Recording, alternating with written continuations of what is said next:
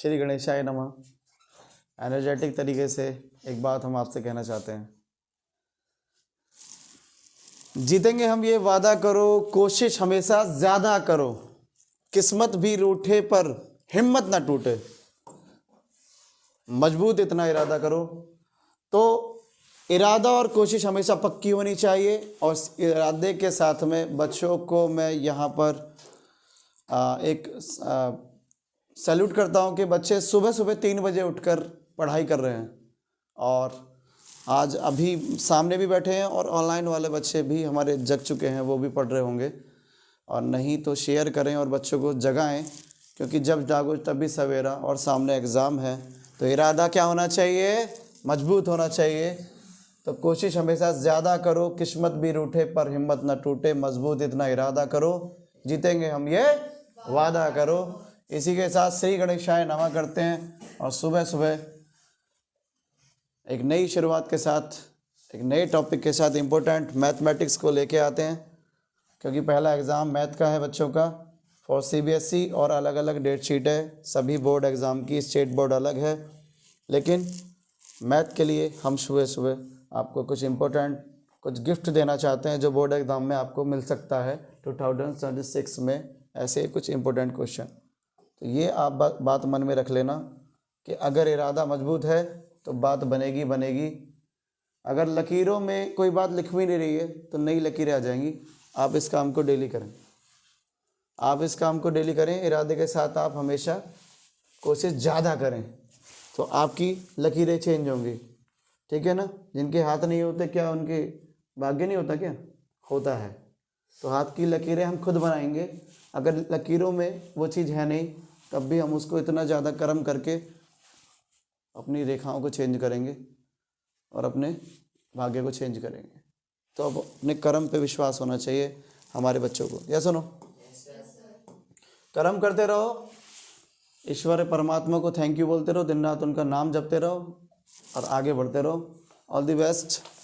चलिए, first class का first question, सुबह सुबह की क्लास ले रहे हैं बच्चे, ऑफलाइन तो पढ़ते हैं, आज ऑनलाइन भी पहली बार हम लेके चल रहे हैं। और चलिए हाइब्रिड तरीके से आगे बढ़ते हैं। एक बहुत इंपॉर्टेंट क्वेश्चन आपके सामने। इतनी सारी बातों को सुनने के बाद एक गिफ्ट तो बनता ही है कि सर बोर्ड एग्ज़ाम में कोई ऐसा क्वेश्चन जो बहुत अच्छा हो उसे आप बता दीजिए, जो इम्पोर्टेंट हो। ट्रिगोनोमेट्री का लेके चल रहे हैं अभी सीरीज, हम किसकी सीरीज चल रही है? ट्रिगोनोमेट्री। हिंदी में बोले तो त्रिकोणमिति। तो त्रिकोणमिति की सीरीज़ हमारे पास चल रही है, त्रिकोणमिति की सीरीज चल रही है। त्रिकोणमिति में, ट्रिग्नोमेट्री में एक क्वेश्चन है, ज़रा उस क्वेश्चन पे आइए, राइटिंग पे मत जाइए, क्वेश्चन को सीखिए, त्रिकोणमिति के क्वेश्चन को सीखिए। 3 cos A - 4 sin A equal to 2 cos A + 3 sin A + 3 sin A। ये क्वेश्चन इंपॉर्टेंट है आपके लिए बेटा। त्रिकोणमिति का क्वेश्चन है ये, ट्रिग्नोमेट्री का क्वेश्चन है और बड़ा ही इम्पोर्टेंट क्वेश्चन है बोर्ड के लिए। और एनडीए एयरफोर्स में भी इस तरह के क्वेश्चन देखने को मिले हैं। सीडीएस में इस तरह के क्वेश्चन आते हैं, डिफेंस वाले जितने एग्ज़ाम हैं उनमें तो आते हैं, सीजीएल में आते हैं, सीएचएफ में आते हैं, बोर्ड एग्ज़ाम में तुम्हारा वहाँ पे भी आते हैं। तो बेटा बोर्ड की अच्छे से आप तैयारी कर रहे हो ना, तो ये समझ लेना कि कंपटीशन की भी तैयारी चल रही है साथ में, मैं दोनों लेके चल रहा हूँ। इसलिए पूरी सीरीज़ में इस तरह के क्वेश्चन लेके आ रहा हूँ जो बोर्ड में भी हैं और आगे भी काम आएंगे ही आएंगे। चलिए, तो अब इसमें क्या सोच विचार है आपके, कैसे आप सोच रहे हो, क्या करने की सोच रहे हो सर? कि सर हम ये सोच रहे हैं कि ये साइन कॉस लेफ्ट में है और साइन कॉस राइट में है, तो एक साथ हो जाएं, भाई भाई एक साथ हो जाएं, बहन बहन एक साथ हो जाएं, तो 2 भाई दोनों तबाही। ऐसे करते हुए सर हम इनको क्या करेंगे, एक साथ करेंगे, इनका ग्रुप बनाएंगे। कॉस वाले को लेफ्ट में लेके आएंगे तो -2 cos से हो जाएगा,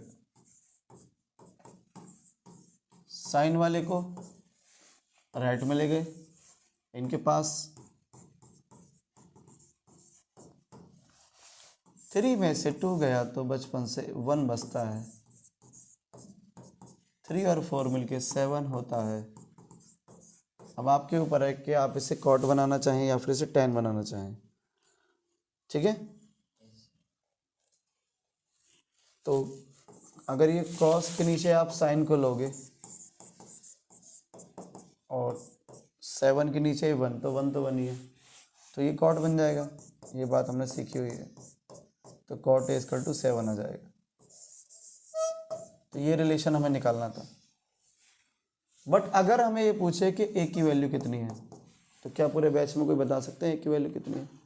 सर आज तक हमने कॉट में 0, 30, 45, 60, 90 तो आपने टेबल ट्रिक में बताया, आपने हैंड ट्रिक में बता दिए। बट आज तक मैंने 7 नंबर तो कहीं देखा ही नहीं है। क्या आपने देखा है 7 एंगल की वैल्यू कॉट में या किसी में भी? 7 किसी की वैल्यू देखी? 1 से ज़्यादा तो तुमने किसी की अब तक देखी नहीं, बट होती है। ये बात आप सीखोगे आगे। लेकिन अगर बोर्ड एग्जाम में आ जाए, मैंने कहा था ना कि 8 लेवल के क्वेश्चन भी आ जाते हैं, तो अगर आपसे पूछे ए की वैल्यू बताओ, यहाँ तक तो आपने बिल्कुल एक्यूरेट किया है, बट ए की वैल्यू निकालने में थोड़ा सक्षम नहीं हो, तो एक तरीका बता रहा हूँ मैं आपको। यहाँ पर क्या है? कॉट है, ठीक। यहाँ पर कॉट है, कॉट ए, और यहाँ पे 7 है। क्या है? मुझे ए चाहिए ना, तो एक टेक्निक बता रहा हूँ मैं आपको, उस टेक्निक पे थोड़ा ध्यान देना। टेक्निक ये है मेरे प्यारे टेक्निक ये है कि मुझे कॉट अगर मैं यहाँ से हटा दूँ तो ए मिल गया, नहीं मिल गया? तो कुछ ऐसा सीखना पड़ेगा आज हमें कॉन्सेप्ट कि कहीं ना कहीं ये कॉट हट जाए। मैं आ रहा हूँ क्या? चलो मैं आऊँ ना आऊँ, लेकिन बोर्ड आना चाहिए। आ रहा है बोर्ड? आ रहा है। तो कॉट हटाने के लिए हमें एक काम करना, नया लॉजिक। सर वो क्या लॉजिक है आप बता ही दीजिए। बिल्कुल बताऊंगा मेरे प्यारे, और मानिक को तो सबसे पहले बताऊंगा मैं, क्योंकि मानिक ही तो अब यहाँ पे आर्यभट्ट बनेगा हमारा, यही मैथ का टॉपर होने वाला है मुझे लग रहा है। तो बेटा कॉट है ना, तो कॉट के इनवर्स से इंटू कर दे दोनों तरफ। इंटू मतलब मल्टीप्लाई, हाँ दोनों तरफ मल्टीप्लाई कर दे। किससे? जो तुम्हें चाहिए था, तुम्हें कॉट को हटाना था तो कॉट इनवर्स से कर दे दोनों तरफ। कॉट इनवर्स, मैंने क्या बोला?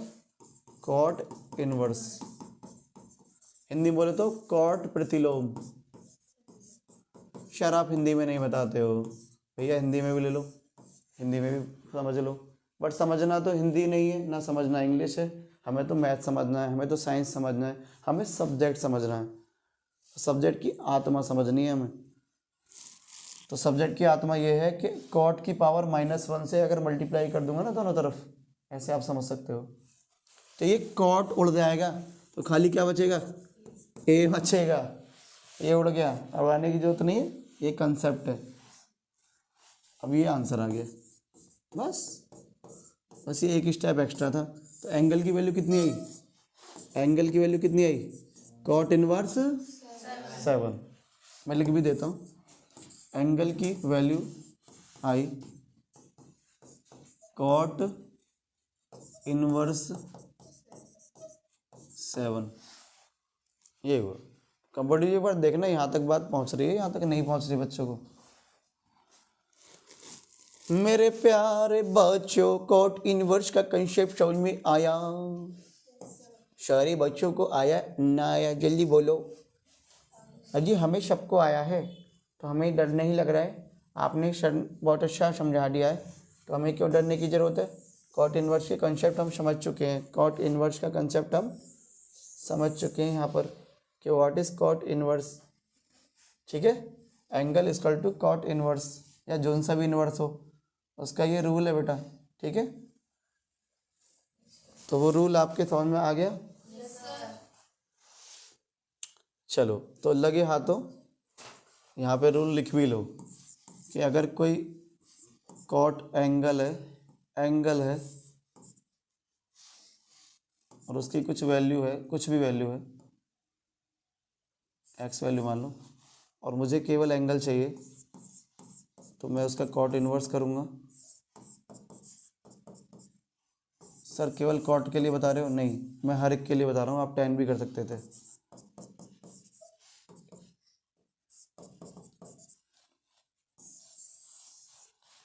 टैन कर लो, साइन कर लो, दुनिया कर लो। जैसे मैं साइन का करता हूँ, चलो जैसे कोई साइन किसी एंगल की वैल्यू आ रही है 2 आ रही है, ठीक है, यहीं कहीं समझ लेते हैं। रजनी देखना ज़रा, रजनी भाई यहाँ तक दिख पा रहा है क्या बच्चों को? कोई पता लगा यहाँ तक दिख ही नहीं पा रहा। तो साइन ए इक्वल टू 2 है, मुझे ए चाहिए, तो मैं साइन इनवर्स से मल्टीप्लाई कर दूंगा। रॉबर्ट 2.0 साइन इनवर्स से मल्टीप्लाई कर दिया। तो इसलिए अब मेरा जो साइन है और साइन इनवर्स है वो मेरा ए में कन्वर्ट हो गया, ओनली एंगल में। तो मेरा एंगल क्या आ गया finally? Angle is sine inverse 2। समझ गए? इसे ब्रैकेट में लगा देना। आई थिंक कहानी समझ में आ गई है कि इनवर्स में वो वैल्यू आ जाएगी, जैसे यहाँ पर ये इनवर्स में आई है। ठीक है, आगे कहानी समझ में? तो कितना इंपॉर्टेंट क्वेश्चन था। अब बताओ क्या ये बोर्ड एग्जाम में या बोर्ड एग्जाम से बाहर भी काम आएगा? केवल बोर्ड एग्जाम में आएगा काम? अगर ये बोर्ड में आ गया तो तुम्हें लगता है कि मोस्ट ऑफ द केसेस बच्चे एंगल की वैल्यू निकाल पाएंगे? बेटा IIT लेवल का ही पेपर आने लगा है अब, है तो आपके सिलेबस का ही, कॉन्सेप्ट थोड़ा सा हाई ऑर्डर का, बट क्वेश्चन तो सिलेबस का है। या सुनो, बस ये वाली बात मैं कहना चाहता हूँ। अब ये क्वेश्चन कैसे भी आ सकता है बच्चों, ये क्वेश्चन कैसे भी आ सकता है। ये MCQ में आ सकता है, ये वेरी शॉर्ट में आ सकता है, ये शॉर्ट में आ सकता है, केस स्टडी के बीच में आ सकता है, अलग अलग तरीके से लेवल 1 2 3 के रूप में आ सकता है, लैंग्वेज के बीच में आ गया, कैसे भी आ सकता है। आपका कॉन्सेप्ट क्लियर है, आप कैसे भी आप कर देंगे। बस आप इस कॉन्सेप्ट के अब क्वेश्चन लगाइए, प्रैक्टिस कीजिए।